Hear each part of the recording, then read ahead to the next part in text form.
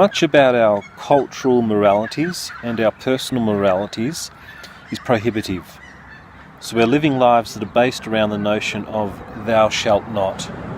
Don't do this, don't do that, don't cause harm. So that's an old religious morality, but it's very much a modern secular morality as well. It's focused on the negative and on not harming, not damaging. Okay, well and good. Let's not steal and cheat and kill, and let's not abuse and use and etc. etc. So we don't give that up. But we're only living half a life when our morality, when our values are focused in this form. When our values are fundamentally negative like this. I think a full life is very much one that's equally, if not more so, based around positive values. It's based around values that are about enriching life and expanding life, making life more beautiful, making life more good, essentially.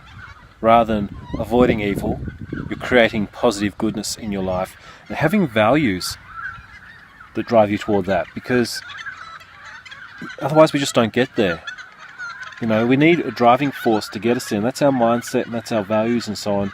And for most people, they're in a bit of a deficit state. As I say, they're about not harming, but they're not adequately constructed in terms of their positive side to really move you forward and shape you in a richer, fuller being, in a richer, fuller way.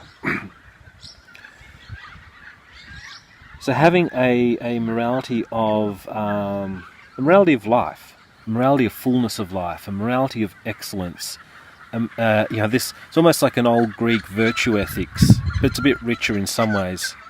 But it is close to that. This morality about living an excellent life, living a wonderful life, and all sorts of values that are clustered around that and shape you in those terms. This is where the concept like happiness actually becomes deep, because happiness shares its root word with other words like happenstance. So there's kind of a chance involved in happiness. It's more about living a rich, full life. But it's precisely in that context which you can find a deep, true happiness. If you're only living a life of obligation, if you're only living a life of negation, I do what I must do, I do what it's important for me to do in some external way, you're not going to be happy, really. You may well actually become resentful and even vengeful. But certainly just, you may live a kind of mediocre, resentful life. It doesn't take you out of your present being into a fuller mode of being. And that's absolutely what we need. We're like all the plants, we're like all other life that we know of. If you're not growing, then you're dying. So you need values that lead you into growth, lead you into expansion and becoming ever more.